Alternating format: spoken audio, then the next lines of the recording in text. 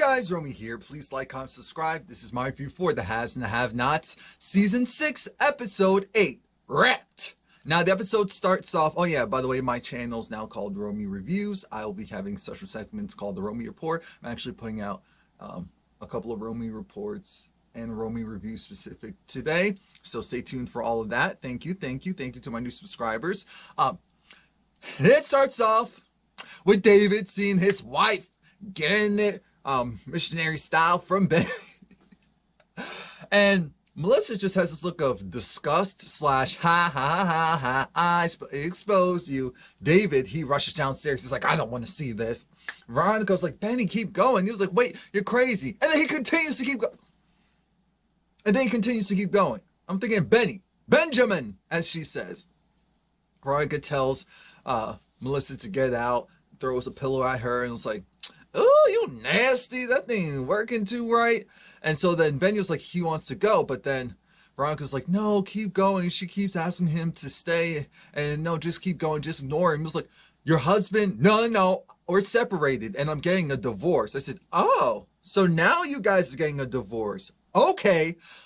Aside from that, Benny, he finally gets out of the bed and leaves because Veronica kept pulling him. It's like, stay. What do you do? She's like, you like this. You know you like this. You know you want this. And he didn't say no. Let's be very clear. He just said that she crazy. And she was like, I know you like this crazy, but I'm thinking, Veronica, you're really that sprung over him? Benny, get out of the bed and go. Go now, Benny. Go now. And so Veronica's like, come on. So he finally walks down the stairs. Melissa's there and is like, please, you know it's better. He was like, be quiet. David's downstairs. I'm thinking, David, did you not just hear that? Come on now. I know you're a little bit slow, but come on. Anyway, while all that's happening, oh, my camera froze. Great, perfect, beautiful. While all that's happening, we have David versus Benny. So David's upset because it's like, oh, so you're here, you know, Benny, what do you think you're doing here upstairs with my wife? You need to leave. It's like, oh, since you're saying I need to go, I'm not going anywhere. What's good? What's really good? Well, David, on the other hand, is acting like, so he's just like, oh, no, Veronica's just like, yeah, why don't you stay? My man. As she's all up behind Benny, holding him, doing too much. So then Benny ends up leaving because Veronica's just like, you two are not going to have this battle and mess up my nice new things that I aren't even paid for because you know I'm not rich like that. I don't have that money like that. This house is rented. It's not even the mortgage. It's rented. Let's be very clear about that. Look, I know the truth. You know the truth. We all know the truth. Melissa's there and she's just like, nasty sourpuss. Not now, young man like that. So Melissa was telling her Veronica was telling her, go upstairs, little girl. Go upstairs. Up. Melissa was like, I'm not going anywhere. I'm going to sit here and watch you be the crone you are. So then, mind you, Melissa's still supposedly pregnant. And Veronica decided, forget all that. Slaps her. I was like, if you don't take your tail upstairs. Melissa was just like, look, you better watch yourself, old lady, because if it wasn't for this baby, I trust. So she still goes upstairs, but I love their banter. I love the fact that Melissa isn't playing with Veronica anymore. She calls her all types of names. And I'm just thinking, why couldn't Jeffrey be more like Melissa? I'm like, Lord, Melissa isn't going to make it past the season finale, this mid-season finale, whatever is coming up, because you can't tell me that she's going to make it. You can't tell me that she's going to make it, because Veronica doesn't like defiance. Veronica is not someone who likes defiance. And I thought that David was bringing over the divorce papers, but no, he had this folder that contained, here's essentially the kill folder. Remember when Olivia gave Melly her kill folder, all the dirt on her that would kill her, career, essentially, put her in jail, ruin her life? Yeah, David has one on Veronica. Veronica has one on David. David's like, just get our son out of jail. Veronica, he's gay. Get over it. He's like, he's gay. That's what it is. Nothing we can do about it. There's nothing we can do about it. Veronica doesn't care. Veronica's just like, that girl can stay in there since he wants to be with the boys. Let him be let the boys be all over him in that jail. Maybe he'll come out here different. And I was like, what is wrong with you? You're not liking gay people, all this stuff. And I said, okay, Tyler, I see what you're doing here. Okay, got it. But she says this to Candace, well, I'm just going to bring it up now. She's like, I don't have a problem with gay people. Yes, great. I just have a problem with my son being gay. And I said, then you have a problem. Then correction, you have a problem with a gay person. Okay.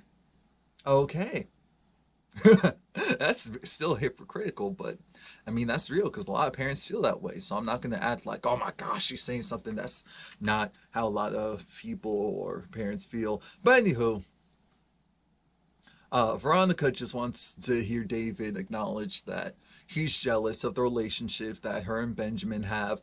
But David isn't. David just wants his son out of jail. She keeps calling Jeffrey girl and her and she, and is trying to block David from leaving because she's letting it be very clear that that little girl, you know, the one with the cute face that you're rolling around town with right now, I'm going to make sure she gets messed up. So he was like, if you do anything, she was like, what? If you put your hands on me, I'm going to call the cops and say, oh my God, you know, the illustrious David Harrington, the good old boy. He's a woman beater. He beat me. He beat my butt. I'm thinking, Veronica, you're trash. That's not even something to joke about. That's how you know there's something wrong with her. She's like, oh, help. So David, he finally whisked her out of the way. Whisked. He didn't hit her. He moved her over to the side, got out. Melissa came back downstairs because you know Melissa's being defiant. Listen to this. Now, what was that about smell? Damn, you're wicked. Mm-hmm. Smell it. Dang, you're wicked. I can smell it, of course. And let's be very clear, little girl. We're going to the doctor's tomorrow. I said, what? Melissa, you better not make that appointment. Yeah, she's going to check to see if she's pregnant. But we know why she really wants to take her to the doctor. I was just like, yeah, girl. Actually, I'm going to leave it open. Melissa actually threatened Veronica, saying that you better keep your door locked. Oh no, this time around I'll keep it open. I'll keep it wide open for you, baby. Wide open. That just sounds so wrong.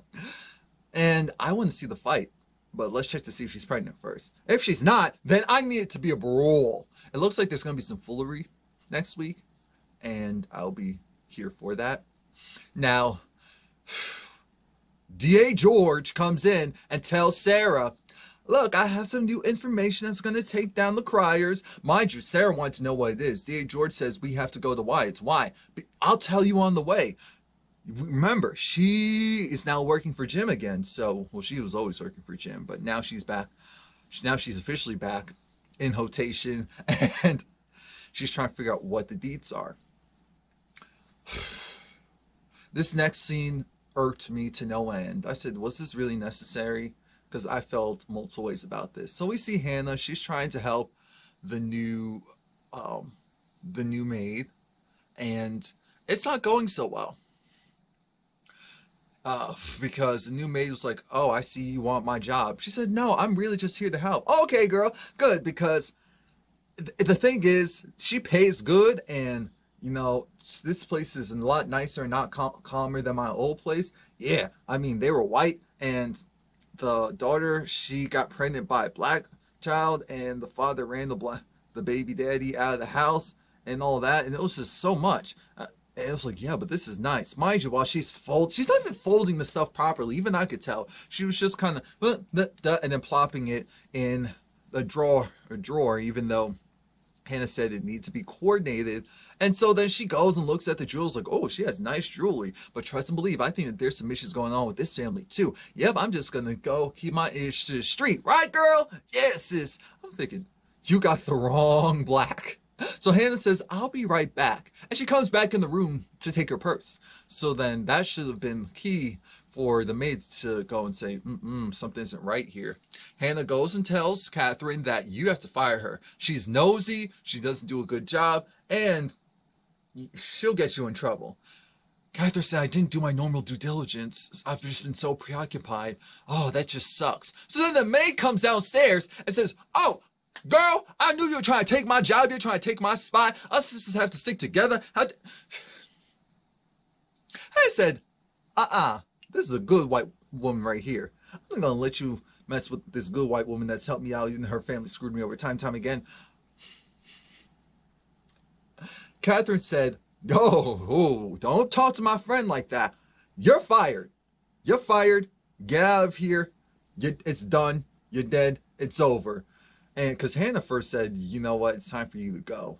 And Catherine had to say, look, you heard her. It's time for you to go. Because the maid made it seem like I'm not going anywhere. Once Catherine put on that angry white woman voice, the maid slowly backed up like, okay, master. Okay, master. That look that Catherine had on her face. That look of, I'm gonna kill you. I'm gonna get you. You're about to die.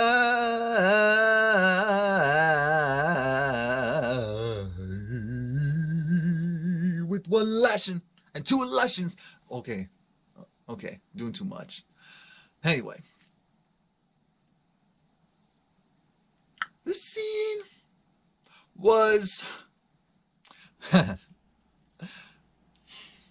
Candace calls Veronica, and the conversation starts one way, ends unexpectedly a whole nother way.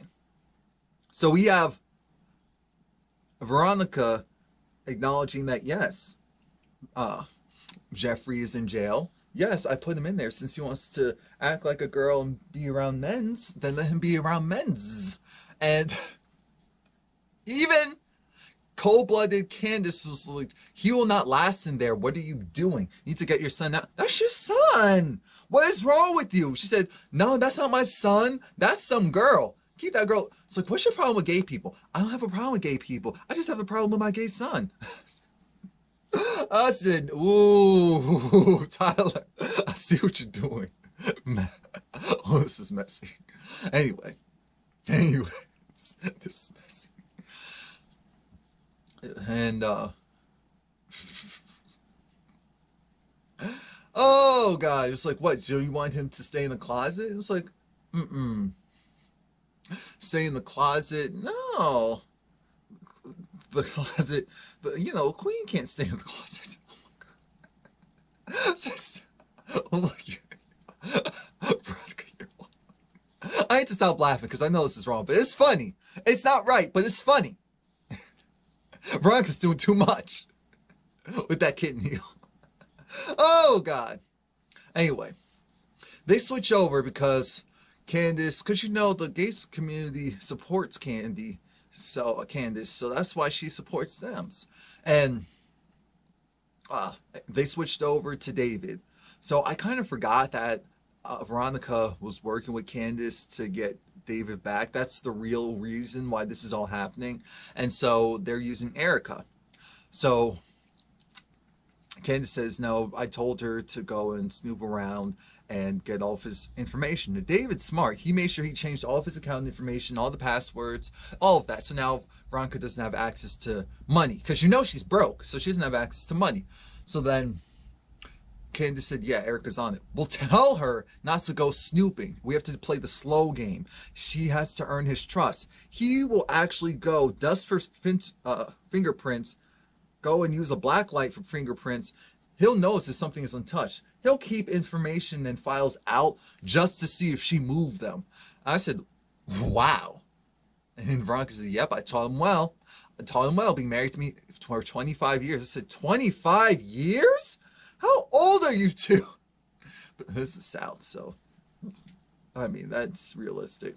So now they have this plan to get David back, get his money, and Candace is like, oh, okay, thank you.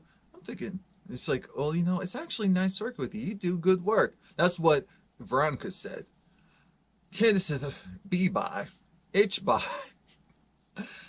Erica gets a call from Candace, and that look on her face, she had to actually brace herself and sit down because she already knew, like, yeah. She didn't say anything because you know you don't over talk the pimp. So Candace said, all right. So he's there? No. So like, okay, hold off on getting the 100K. I said, that's repetitive. You told her that already. And also, Snoop. It's like, oh, okay, great.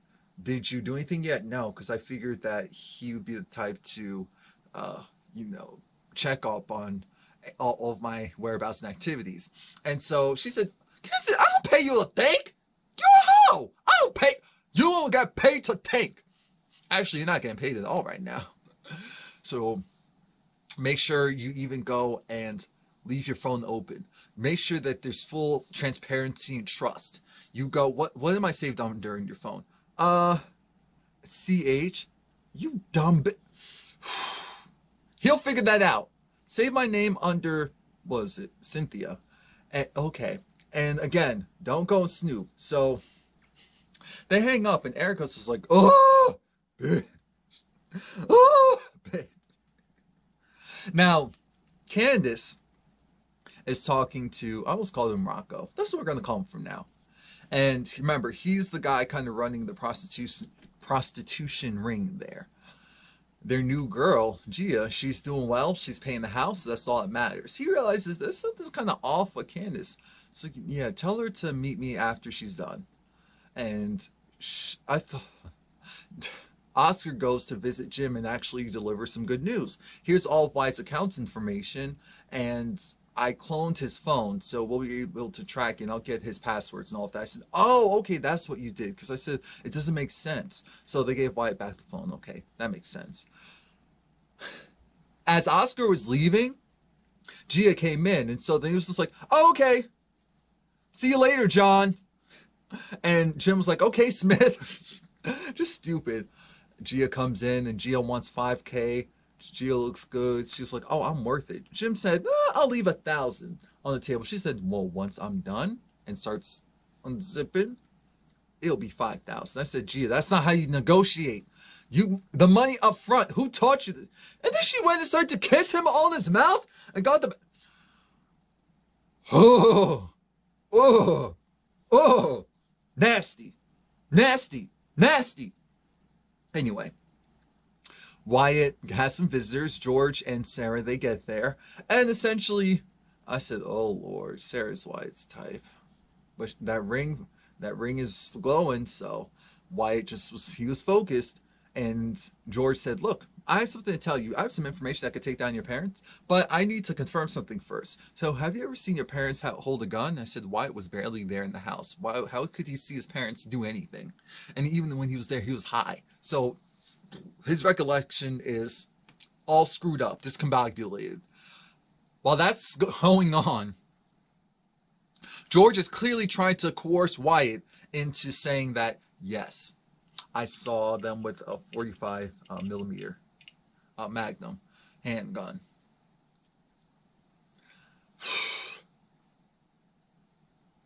Wyatt said, no, I've never seen it.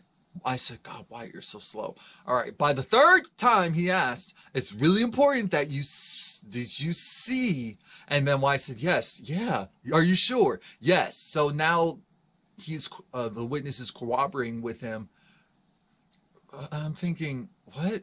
But George said, yeah, you know, there's a lot going on, and we're just trying to look into a couple of things, and maybe the thing with your sister, and there's just a lot, so we're going to figure that out. But thank you for your time. Sarah was upset because she felt like, wait, but that was witness tampering. George said, you're new to this. You're the assistant. You watch and see how it's done. This is how we actually get results in real life. Don't let the glitz and glamour and the TV shows fool you. This is what we really do to get the ends justifying the means. So do we have a problem? I said, oh, George. Okay, George. Okay, is this a Okay. So, of course, as we know, she's working for Jim, so this is bad for her. And uh, Justin, he goes and talks to a cop. He finds out that Veronica's doing okay and that she doesn't know who did it. He then goes and tries to get Jeffrey out of the jail cell. Jeffrey was finally defiant and said no. In comes this other officer, the black officer he was talking to prior to going to try and get Jeffrey. And the officer said, look, sometimes we need to show them who's boss. Sometimes we need to rough them up. Boy, get up here. Get up here now. I said, well, get it now. Get up here. Get up here. What are you doing? Get up here. I said, excuse me? Sir, that is rude. Justin said, no, don't worry about it. I was like, no, this is what we need to do. And then Justin gets the text. I was trying to read the text, but it was enough to distract the other officer. I said, okay, we'll figure this out later. This isn't over, boy. Oh my God. Jeffrey. Someone get Jeffrey out of there now. Jeffrey isn't going to make it. Jeffrey isn't going to make it. Sidebar, I really wish Jeffrey's name was Wyatt and Wyatt's name was Jeffrey, because I feel like whenever I'm talking about them, I always get it messed up at some point. Anyway, Justin's wife came to visit him at work, and she said, look, we need to talk. And he said, oh, okay.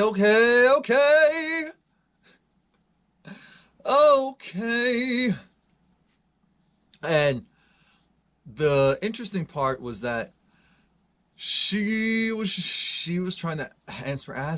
She wanted to answer. She was just like, why didn't you tell me you were gay? Why? It's like, I'm not gay. Then what are you? I'm not gay. Then what are you? I'm not gay. And then he tried to blame it on her, like, oh, we weren't intimate anymore. She said, wait a minute. I tried to start things with you. You're the one that always said no, but you're always tired and always been. Don't you dare try to flip this on me. They have no resolve. He asked her to leave because he has work to do. She wanted to know if he loved the other man. He couldn't answer it. He finally apologized. And it was a throwaway scene. I said, okay, we're filling in time. I don't care. Hanna is still talking to Catherine. Catherine's trying to convince Hanna to work for her again. It was like, I'll double your salary. If Hannah's supposed to be a supervisor, you better triple that salary. But Hanna said, no, I want to do something different. I want to go to nursing school. I said, with what money? I'm just trying. It's like logic dictates. How are you going to do all this stuff? This stuff costs money. But she said, no. And then at the end of the conversation, she finally said, okay, I'll think about it. And I said, thank God, because she don't have any other options. You're living in this woman's house. You don't. And I get it. It's smart not to be fully reliant on one source, which is this woman who has all those issues, but still. So as she's leaving, the DA comes along. And so the DA comes in. Things start off okay. But then George talks about how, look, I have some bad news for you, and it has to do with your son. And Catherine's like, what? I said, George, that's not how you start this conversation. He said, no. Why it's okay. But it's the whole thing with the lawsuit and him coming after you guys and all that. Here's the thing. We have proof. We have evidence. Your son said he's seen. Well, actually, he didn't have to do all of that because he asked, and I said, Catherine, be quiet. What are you saying? No. But Catherine acknowledges the fact that yes, we have a gun. Yes, we have that type of gun. Yes, it's Jim's guns. What's the problem? I'm thinking, Lord, why would you? Oh, now they haven't. So then he essentially says, here's how this works. Your daughter, she committed suicide. I'm so sorry for that. Thank you. No, but now it's looking kind of fuzzy because Jennifer Salson thought that it was possibly murder because of how the blood splatter happened. And she said, what? Yeah, and it was the same gun that your daughter killed herself with that Jennifer Salson, the same bullets that were used to shoot and kill Jennifer Salson. So now I need to know why was the same gun used? What's really going on? And that's when Catherine said, you can go. He said, okay, but I'll be back. I'm thinking, Lord, Catherine, you talk too much. She said, lawyers, I need my lawyers here. I love, though, how she said, I don't know which lawyer it'll be. I mean, I'll open up a Rolodex and you can choose one. I said, oh, okay. Mind you, Hanna finally gets home, and here comes David asking her to go and tell Benny to, Benny needs to go and turn himself in so that Jeffrey can get out. I said, scratch. Go scratch.